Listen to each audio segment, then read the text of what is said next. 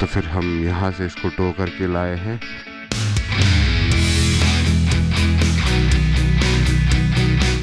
कितना डस्ट।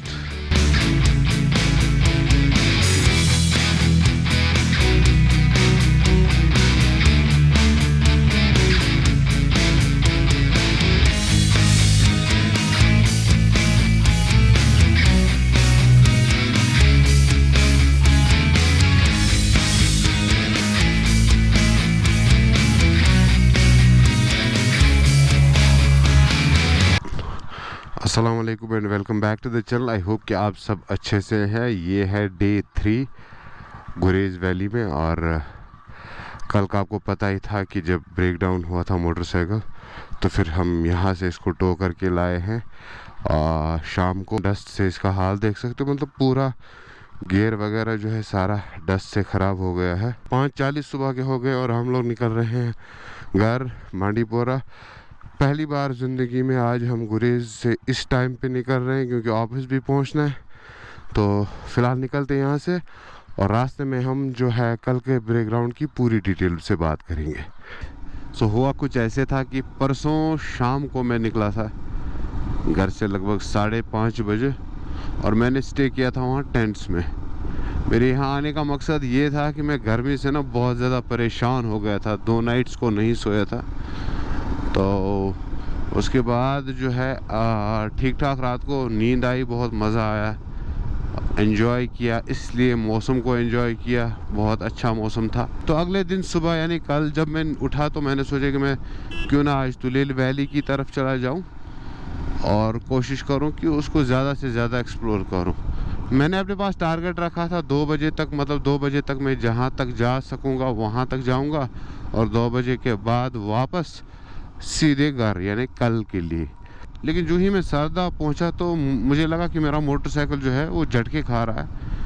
तो मुझे शक पहले लगा कि शायद करंट का इशू होगा, लेकिन जब मैंने देखा कि अपने डैश पे पूरा जो लाइट चल रहा था तो मैं समझ गया कि इसका फ्यूल का कुछ इशू है। तो जगह कुछ ऐसी थी तुलेल वैली में कि कहीं छाँव नहीं मिलेगा आपको रास्ते में। तो मुश्किल से मैंने इसको कहीं एक जगह पे घुसाया, जैसा कि आपने वीडियो में देखा होगा।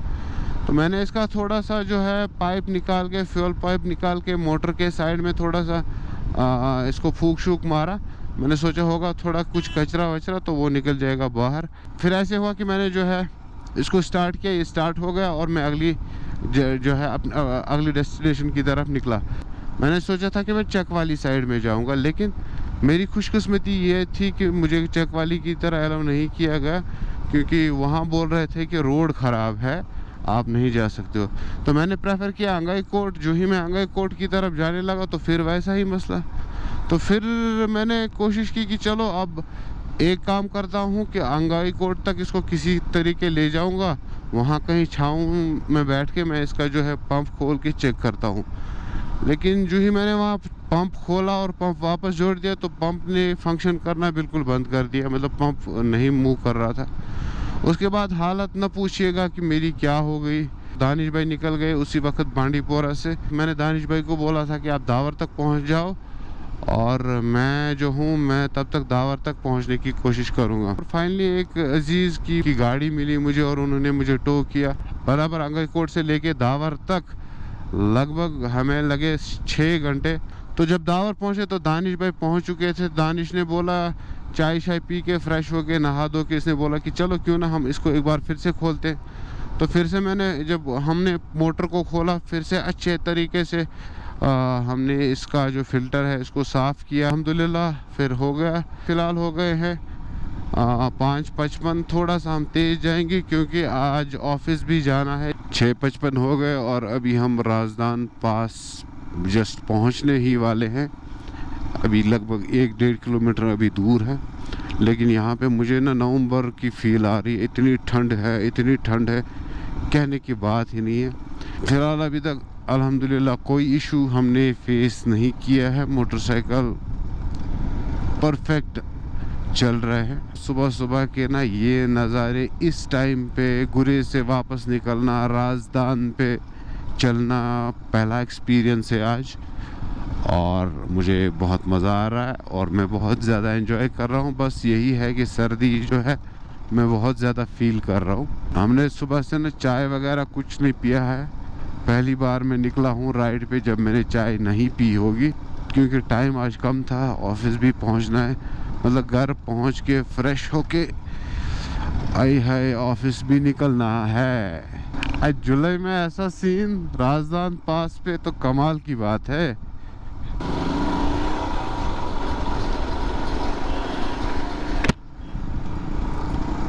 देखो ज़रा यहाँ से कुछ नहीं दिखता है। आहा, ये वाले सीन ना मैं बहुत ज़्यादा पसंद करता हूँ। मैं चाहता था जब भी मैं गुरेज जाऊँ कि मुझे ऐसा ही मौसम, ऐसे सीन्स यहाँ मिले, लेकिन इस ट्रिप पे मुझे आते वक्त भी मिले और अभी जाते वक्त भी मिल रहे हैं। फ्लैशर्स मैंने ऑन कर दिए हैं क्योंकि विजिबिलिटी बहुत कम है।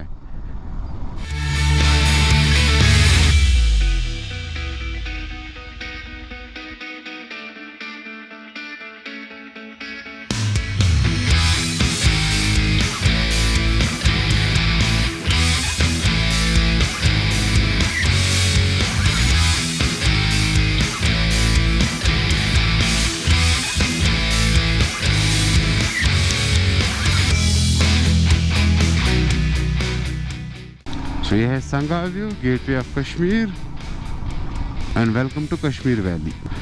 यहाँ पे भी आप देख सकते हो हाल बुरा है। सुबह के हो गए 7:10।